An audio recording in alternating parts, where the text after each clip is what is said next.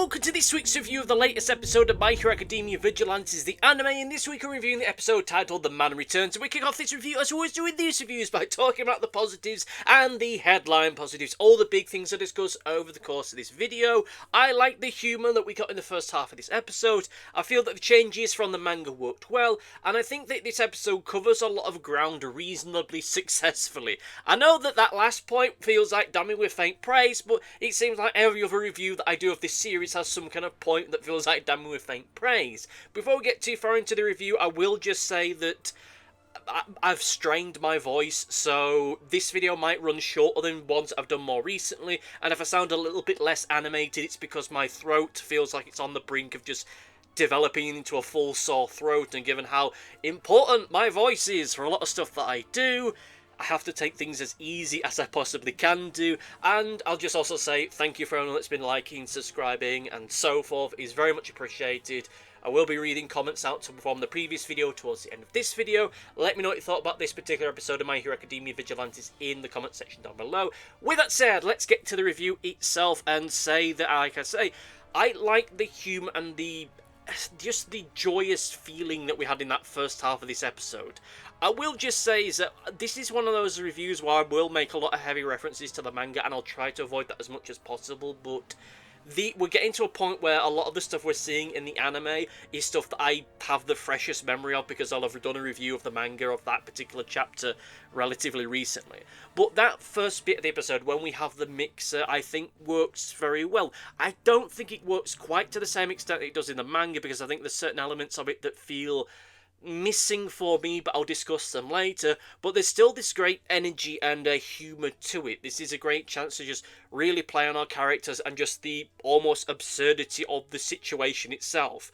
There is just that vision that we get where Crawler is thinking back to what happened, and it's just all these women that for whatever reason are fawning over him, with the disguised Midnight standing behind him swinging the beer glass about, and it's just this weird, odd, just cartoonish, absurd situation that I just find it just weirdly fun. And there is this interesting element to it for me, is the fact it's the case of that you're getting a look at just how different student culture can be in different countries. Like, of course, there is the thing of that he talks about how he's underage. I think that Japan must have like a drinking age of like 21 or something, whereas in the UK, I think the drinking, well, I know that you can drink in a pub at 18, but you can also drink from 16, providing that you have a meal with it.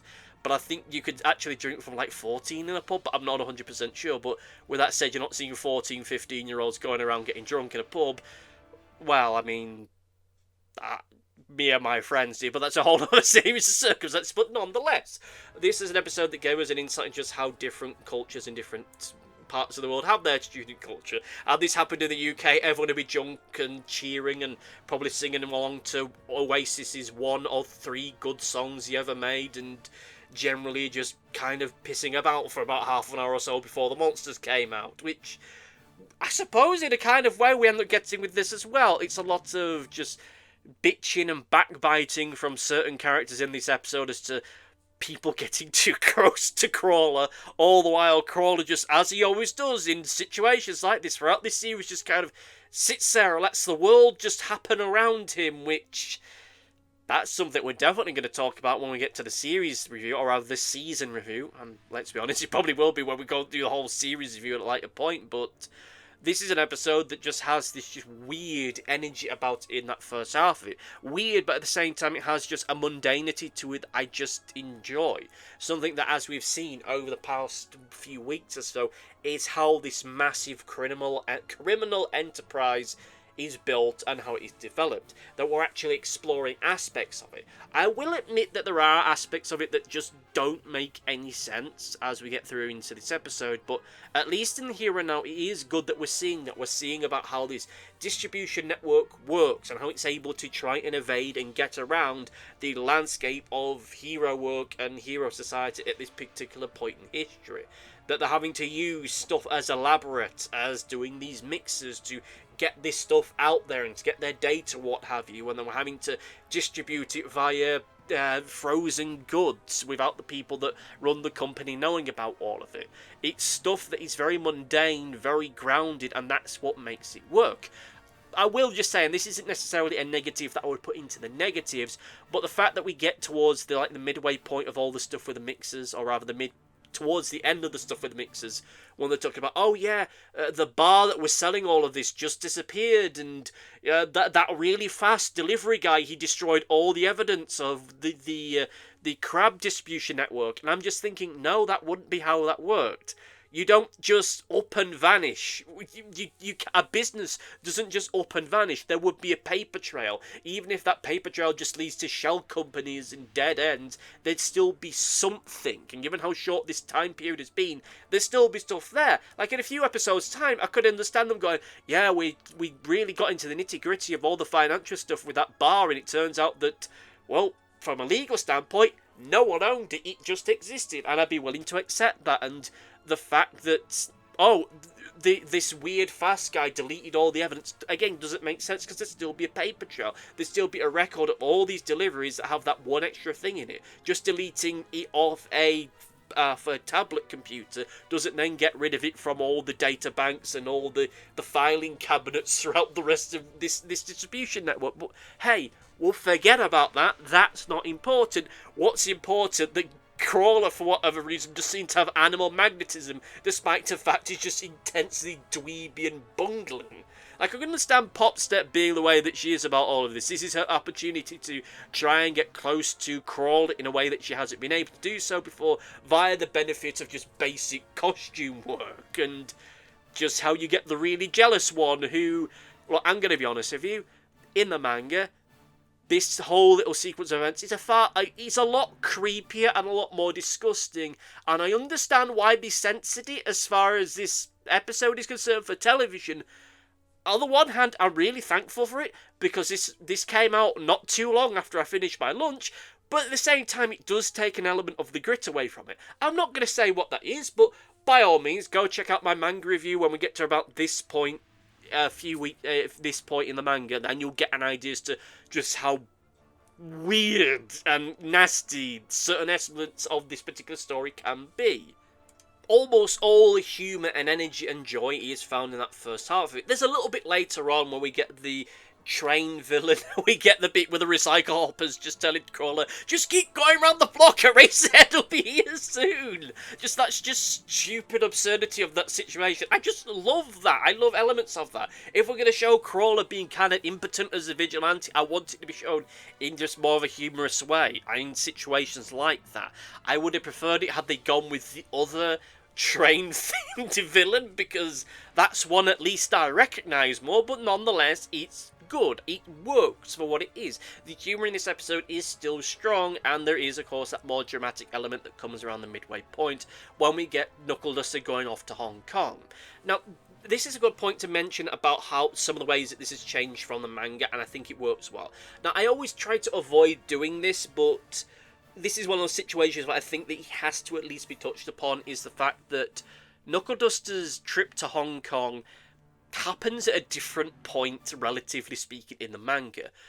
He does this big trip out to Hong Kong, and then we have a flashback to the stuff that we're going to get in the rest of this season. So we get this sudden jump forward. He's in Hong Kong to deal with all of this stuff. Then we loop back to stuff that's going to continue on for the rest of the series. And it's the kind of just jump forward that just doesn't work and doesn't make any goddamn sense. But nonetheless, they did it. I'm reading the manga and waiting for the moment that we end up just skipping back to where we were.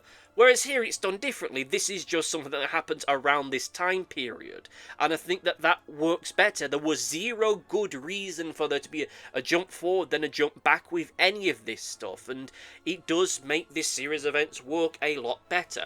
I will be blunt. I don't think that this is a well-constructed episode. And that is something that I will discuss when we get into the negatives. But it does, for the very least, deal with an issue that I certainly had with the manga, where it just had this needless jump forward.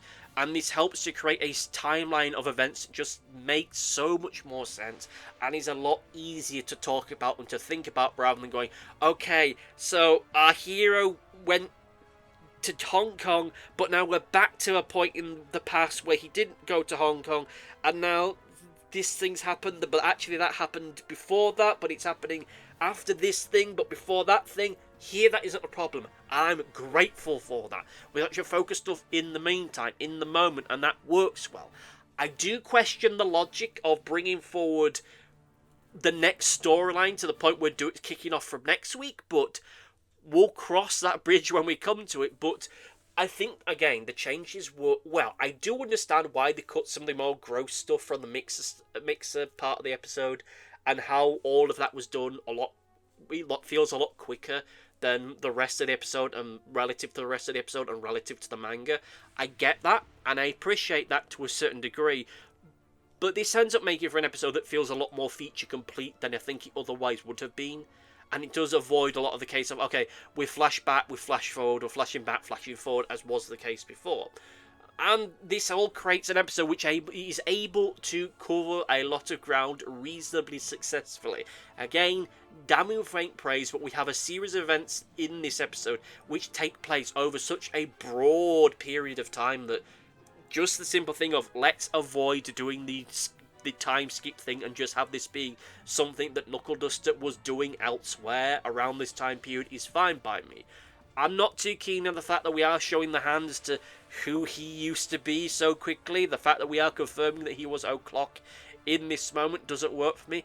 I'm not 100% sure if that's what happens in the manga. I think that it is spelled out for us rather successfully, or rather definitively later on, but nonetheless, it works in that moment.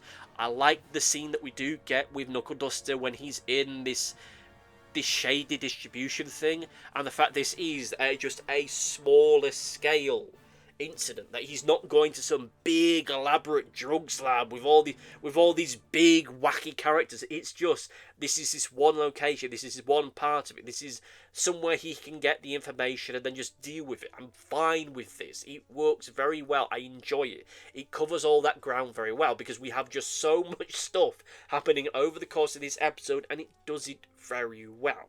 With that said, I have to get into the negatives.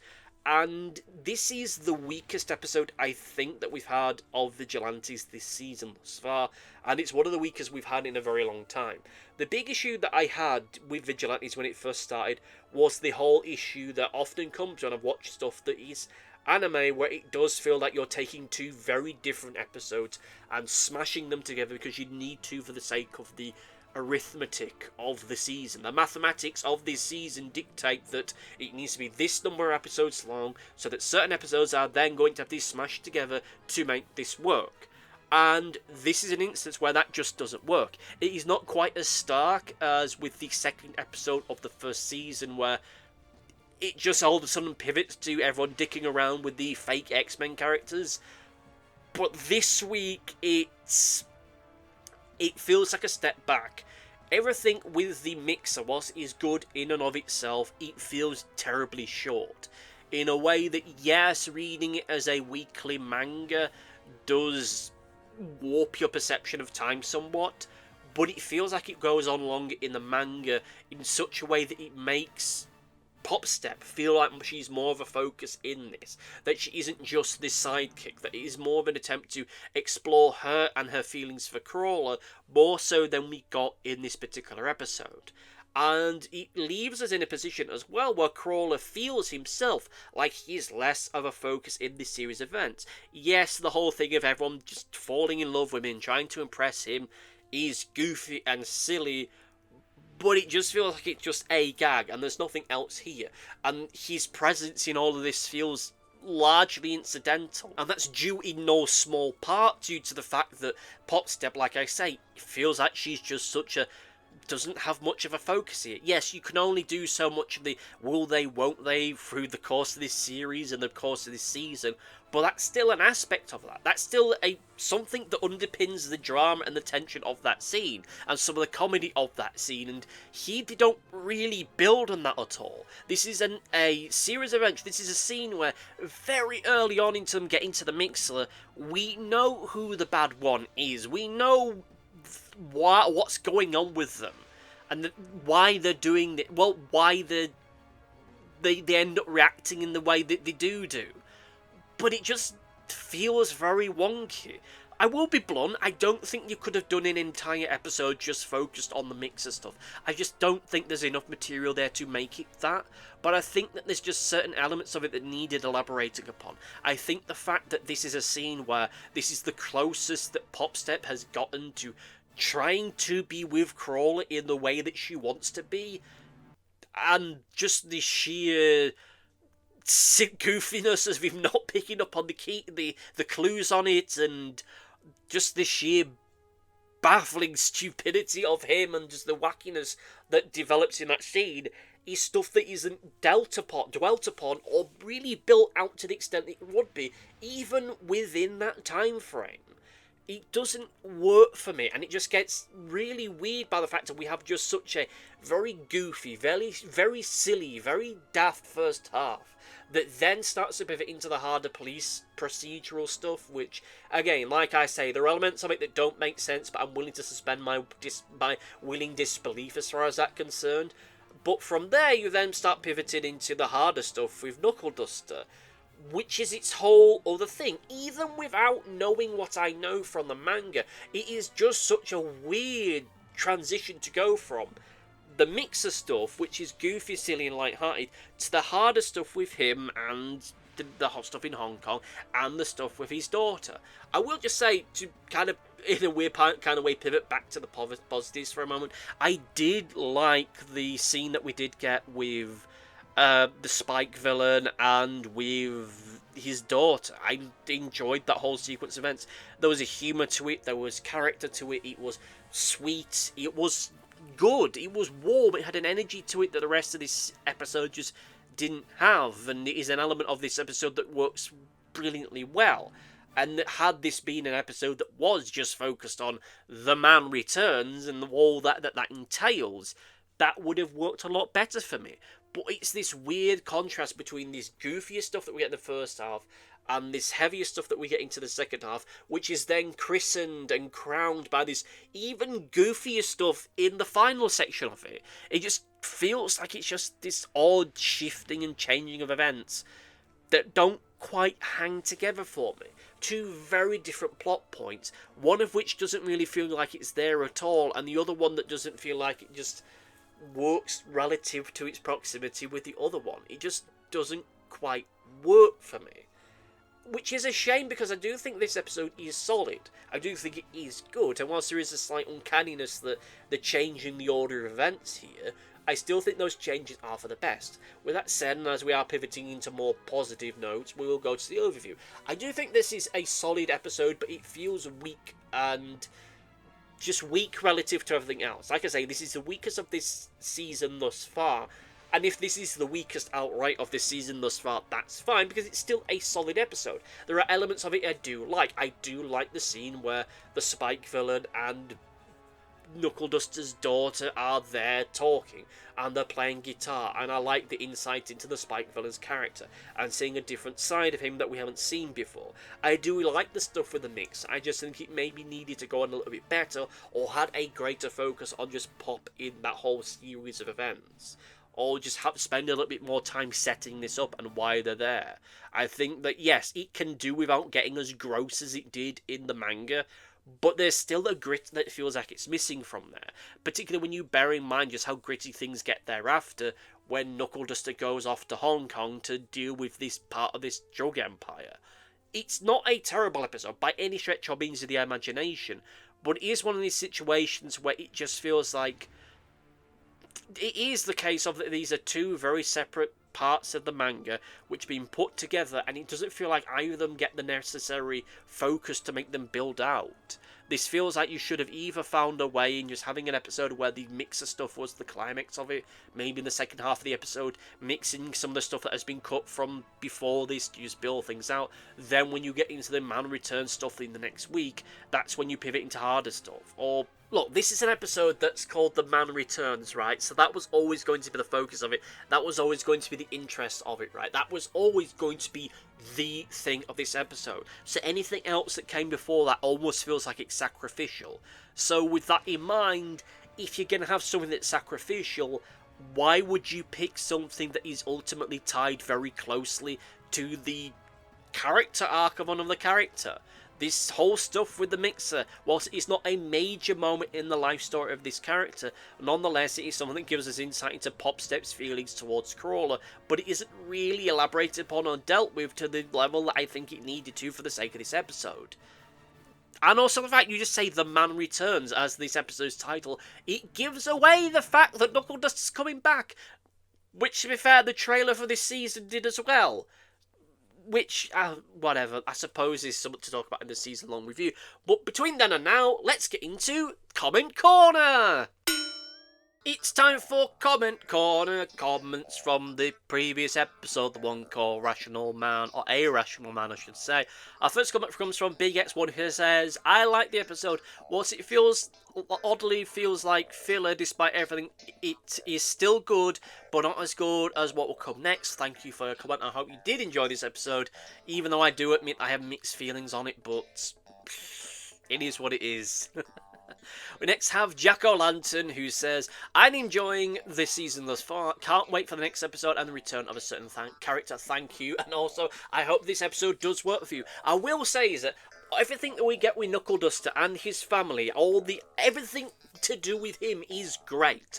His action sequence that we get is great. The stuff that we get with his daughter is great, and him and his daughter together is great. Everything to do with him, great, fantastic, good, brilliant, thumbs up. Everything in the first half of the episode with the mixer stuff just doesn't work to the same extent, and it is a shame. And I don't want to seem like I'm ragging on this episode and going on a rant or what have you, but the Man Return stuff, great. The mixer stuff, not so. But we'll see what we're doing next week, because next week we're getting into something that I didn't think we'd get into to the end of this season.